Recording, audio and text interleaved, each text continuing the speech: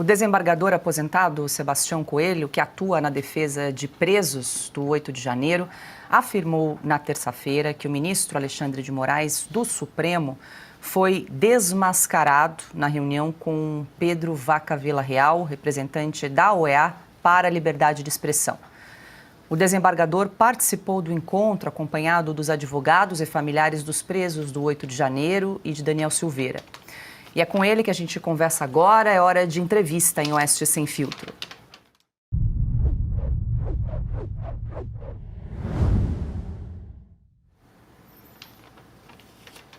Doutor Sebastião, muito boa noite, seja bem-vindo mais uma vez em Oeste Sem Filtro, é um prazer recebê-lo.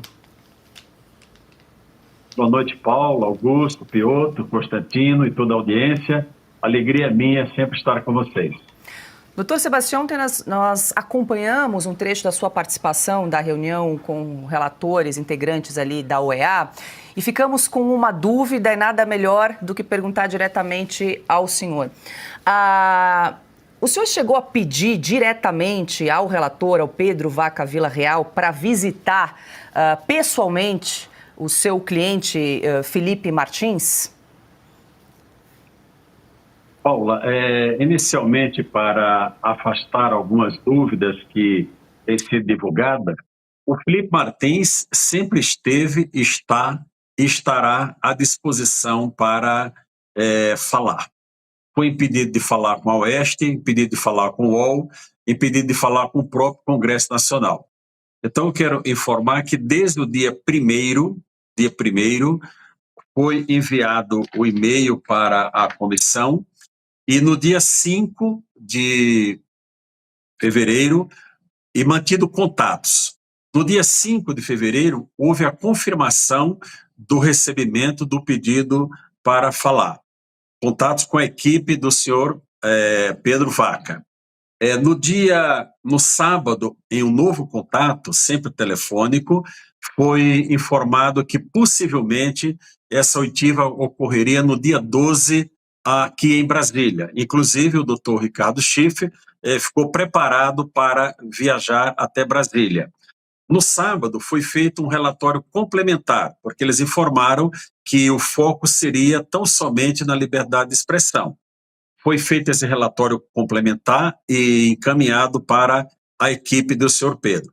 Na segunda-feira, dia 10, houve um sinal diferente, dizendo, olha, talvez não seja possível falar em Brasília, dado a agenda, com muitos parlamentares, enfim, todas as pessoas que ele iriam entrevistar aqui em Brasília. Mas fiquem atentos que essa oitiva pode ocorrer no Rio de Janeiro, no dia 13 pela manhã, hoje, dia 13. Até à noite, nós enviaremos um e-mail de confirmação. Não houve o e-mail. Na terça-feira, novo contato, foi dito a mesma informação. Aguarde o e-mail que possivelmente os senhores serão ouvidos lá no Rio de Janeiro, porque alegaram que ficaria muito contramão o deslocamento até Ponta Grossa, onde o Felipe Martins está preso. Então, todos os contatos foram feitos, inclusive no dia, depois daquela reunião das famílias, eu ia tentar conversar com o senhor Pedro Vaca. Até conversei com o doutor Rodrigo Marinho, que foi o advogado que estava organizando do Instituto Livre Mercado. Mas como eu percebi que ele poderia não me dar o espaço, eu escrevi, eu era a segunda pessoa ao lado dele, eu escrevi o seguinte: é muito importante que o senhor ouça Felipe Martins ou nós, os advogados. Podemos revelar coisas sigilosas dos Estados Unidos. Está aqui a mensagem, coloquei na frente do senhor Pedro Vaca, lado a lado com ele, ele leu, olhou para mim e disse ok. Então, todos os contatos para a oitiva de Felipe Martins foram feitos. Diante da repercussão dessa não oitiva, ontem, no novo contato pela manhã, o doutor Ricardo encaminhou, por orientação deles, um pedido para oitiva por videoconferência. E essa oitiva poderá ocorrer, eles sinalizaram que poderá ocorrer por videoconferência depois que eles deixarem o país. Isso me trouxe uma preocupação, mas nós podemos debater em seguida. Perfeito, mas então o Felipe Martins está à disposição para conversar pessoalmente ou por videoconferência com os integrantes, com o Pedro Vaca? Totalmente à disposição. Totalmente à disposição. A confirmação, o Paulo, sempre ocorre através do e-mail. Todos esses contatos nossos foram contatos por telefone, com a equipe, inúmeros contatos. Não é? Por exemplo, eu tive aquela fala porque houve uma confirmação de que a associação dos familiares e vítimas do 8 de janeiro seria ouvida. E eu entrei naquele grupo com a doutora Carolina e com o doutor Ezequiel pela associação. Ali não seria até ético eu tratar do caso do Felipe, porque nós não recebemos um e-mail de confirmação para essa fala. Veja que o doutor Paulo Farias, eu conferi com ele encaminhou o e-mail pedindo a oitiva no dia 9 de janeiro e recebeu um e-mail de confirmação. O senhor será ouvido na qualidade de advogado do senhor Daniel Silveira. O que eu pude fazer ali, naquele momento foi solicitar ao relator que ele tentasse ouvir pessoalmente o Felipe Martins e o Daniel Silveira ou os seus advogados. E mais essa mensagem que eu escrevi e mostrei para ele no encerramento daquela audiência lá no instituto onde foi realizada. Doutor Sebastião, deixa eu incluir aqui meus colegas nessa conversa. Rodrigo Constantino. Muito boa noite, doutor Sebastião. Veja, o caso do Felipe Martins é um dos mais sintomáticos e o senhor tentando resumi-lo para o relator, eu acho que já bastava para botar por água abaixo toda a narrativa que ele escutou antes no STF. Outros casos também são simbólicos e resumem a situação, o meu mesmo, ou uma frase que foi mostrada por parlamentares em vídeo do ministro Barroso dizendo: nós derrotamos o bolsonarismo. Eu acho que isso para qualquer relator imparcial bastaria. Mas até aqui, a verdade é que a OEA não fez o serviço que se espera de uma entidade minimamente imparcial. A gente sabe que tem uma mudança no comando da Casa Branca e talvez a expectativa venha daí. O jornalista Jamil Chad, que é de esquerda, acho que temos aí a imagem, ele publicou: Trump confisca bens e sanciona procurador de Haia que indiciou Netanyahu. Ou seja, tem ventos de mudança aí. O senhor acredita, doutor Sebastião, que esse clima vai fazer dessa vez com que a OEA produza um relatório minimamente sério e imparcial? Constantino, em primeiro lugar, eu quero te dizer que tenho orado muito por você e por sua saúde. Tá? E sou solidário a toda essa violência que você sofre de não poder estar no seu próprio país. Olha, eu creio sinceramente, viu, Constantino? Algumas pessoas têm dito: olha, ele deveria ter começado primeiro pelas vítimas e depois lá no Supremo Tribunal Federal.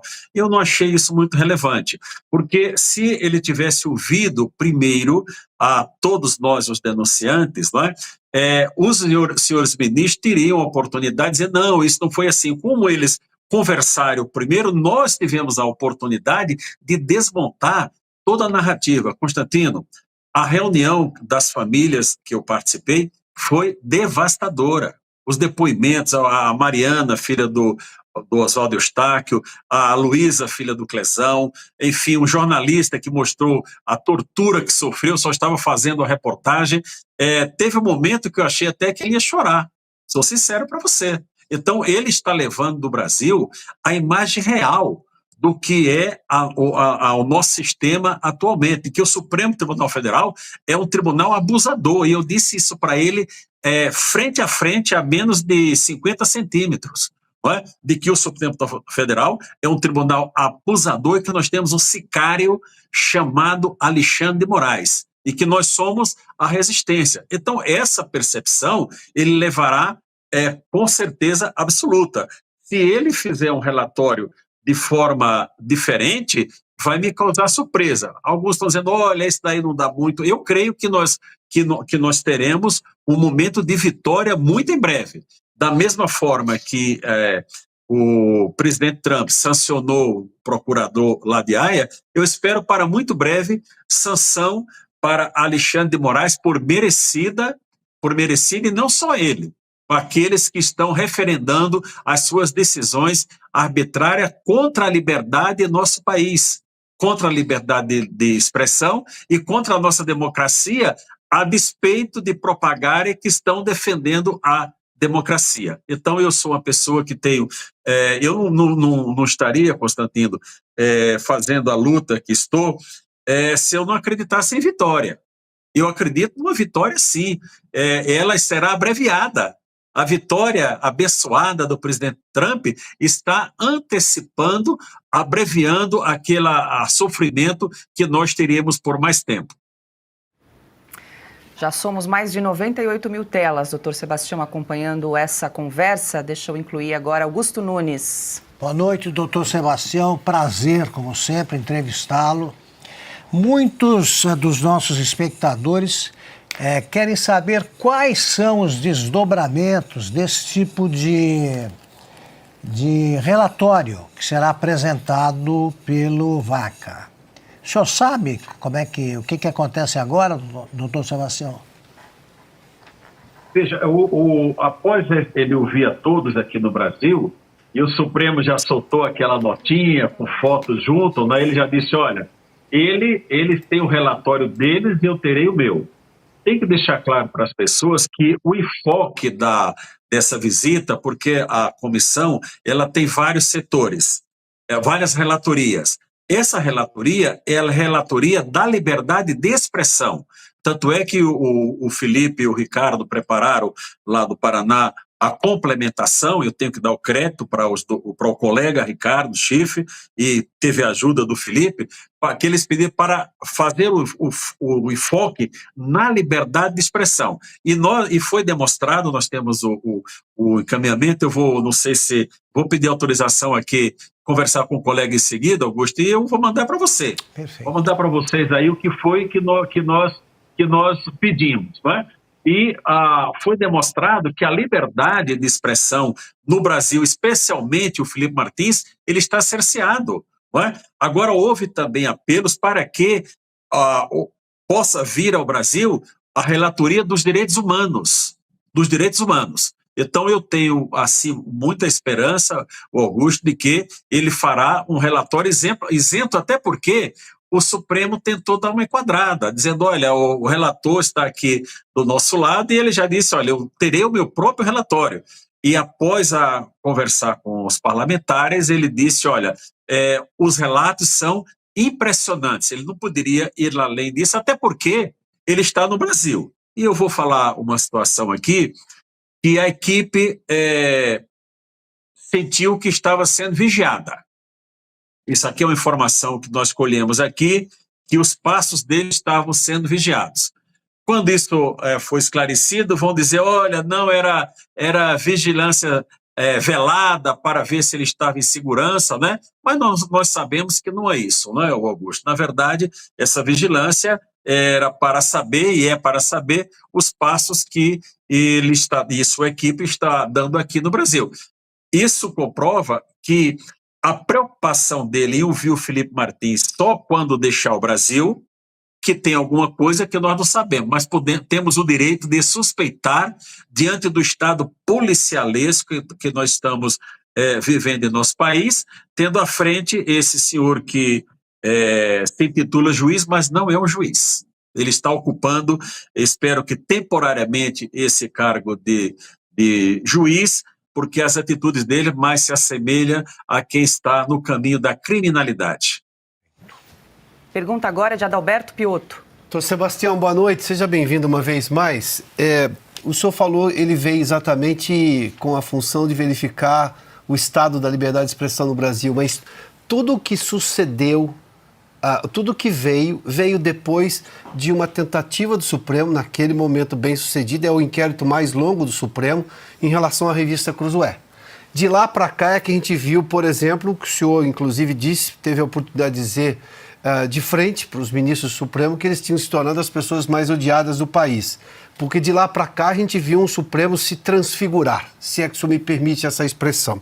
Diante deste caso, por mais que seja este o representante para verificar o estado da liberdade de expressão no Brasil, que nem deveria, porque a Constituição já assim garante, O senhor acha que ele pode ir bem além? Porque o fato precursor é de cessão, de cessão não, de afronta à liberdade de expressão. E depois de lá, bom, se deu toda essa série de absurdos jurídicos, e o senhor, como um jurista, conhece isso perfeitamente, e estamos na situação em que estamos. Cancelamento de contas por redes sociais, não acesso aos autos por parte dos advogados, que o senhor conhece muito bem essa realidade. Tudo isso veio depois desse caso. O senhor acha que a partir disso esse relatório dele pode ir além, embora seja o representante para verificar a liberdade de expressão? Eu creio, Piotr. Creio sim. Nós vamos sugerir, inclusive, que venha a própria comissão na sua integralidade, com todas as relatorias, para fazer tipo que uma auditoria no Brasil.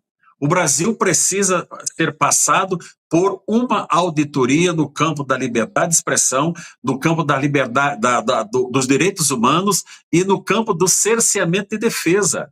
Nós temos pessoas sendo julgadas sem o devido processo legal. E dessas pessoas todas, nós temos algumas vítimas. Temos o Dan Veira, temos o Felipe Martins. Dizem, olha, o Felipe Martins não está preso. Está preso, sim. Ele está em casa. Felipe Martins, de todos desse processo, Piotr, é o único que não pode usar redes sociais. Tem que estar em casa todas as noites, finais de semana, comparecer todas as segundas-feiras ao tribunal. Teve negado o direito de falar ao parlamento brasileiro.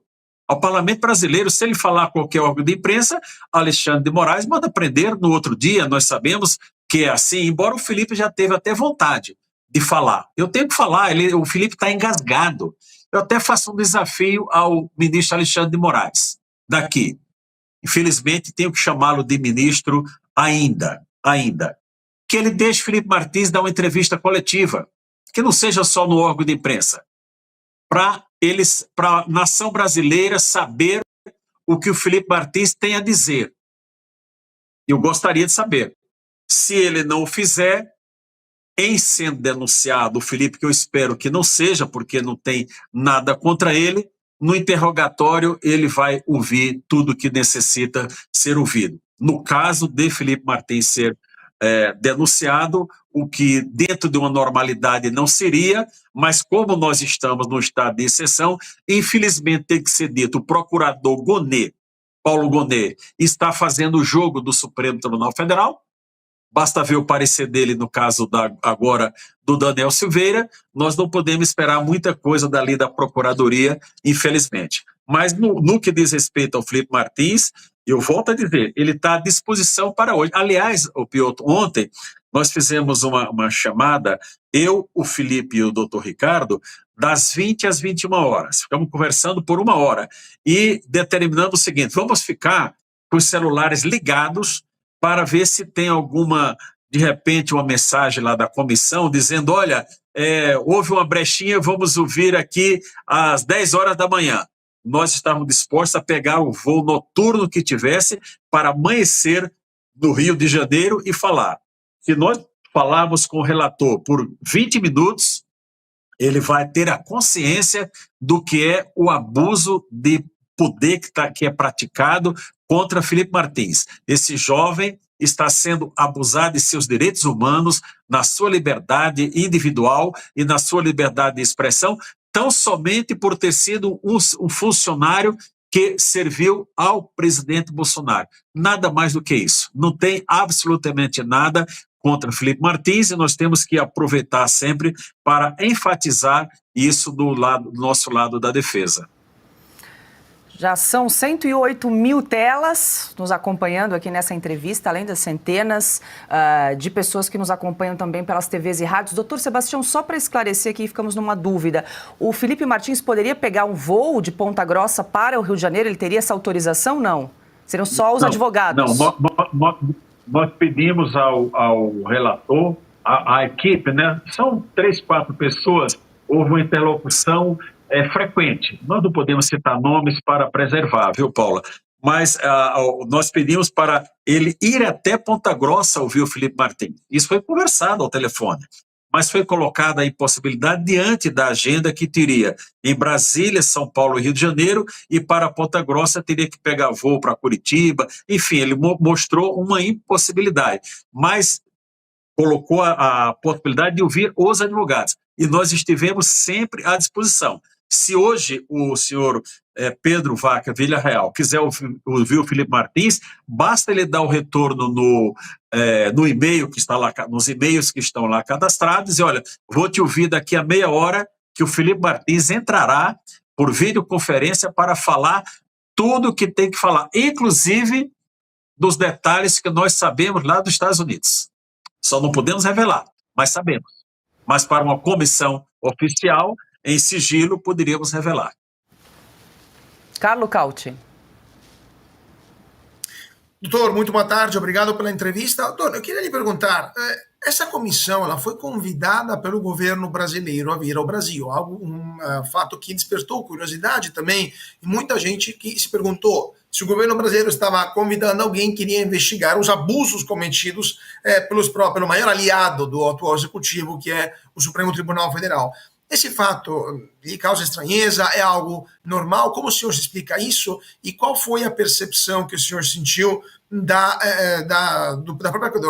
entorno, né? Não apenas do representante especial da OEA, mas do entorno, que ele vem como uma equipe como um todo. Eles foram enviados ao Brasil por pressão do governo americano? Eles pediram e o governo brasileiro formalmente os convidou? Como é que foi essa dinâmica e como isso vai influenciar esta visita, esta inspeção? Olha, Cauti, é prazer falar com você. O doutor Paulo Faria, advogado do Daniel Silveira, entregou um pendrive com todas as denúncias que ele fez, tá?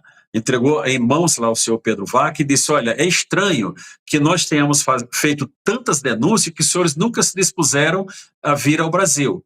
E estão vindo por conta de um convite do governo brasileiro. É claro que o governo brasileiro fez essa tratativa pensando de que eles viessem aqui só para ouvi-los e retornar, dizer, está tudo bem. Eles não imaginavam que houvesse a reação, a divulgação que houve, né? O próprio deputado Gustavo Gaia organizou uma audiência pública e me incluiu nessa audiência pública. E eles sinalizaram de que haveria essa audiência pública no dia 12, às 13h30 na Câmara dos Deputados, e posteriormente disseram, olha, não será possível porque não tem agenda. Conclusivamente disseram que não haveria audiência pública. Então, na verdade, isso é do controle do governo brasileiro. Se eles vieram para cá com uma intenção, sairão daqui com outra realidade daquela que poderia ser mostrada do lado individual do governo brasileiro. Como eles fizeram esse alargamento, inclusive no campo dos direitos humanos, eu posso só supor, não tenho qualquer prova sobre isso, de que alguma interferência, entre aspas, algum incentivo tenha sido dado a eles pelo governo americano. Talvez até, olha, vocês ou vão lá verificar a liberdade de expressão, ou o governo americano possa sair da OEA, como saiu da OMS e dos direitos humanos lá da ONU, né? Então, essa tratativa toda, isso causou realmente estranheza, mas muitos parlamentares pontuaram ao senhor Pedro Vaca sobre esse convite e a forma que eles vieram para cá.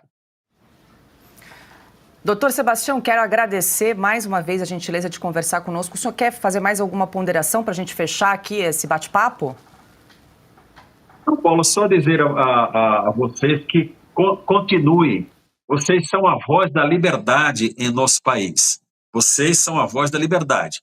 E vocês têm sido pessoas o canal que tem mais divulgado essa situação absurda do Felipe Martins, e continue assim, porque nós teremos frutos em muito breve com relação ao Felipe Martins.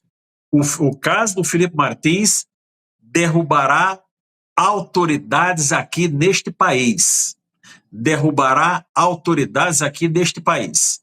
Nós temos mais uma informação do relacionamento familiar de uma pessoa da OEA com policiais, que eu estou só deixando a dica, não é? Só deixando uma pista, mas que nós temos bala na agulha, nós temos e muita.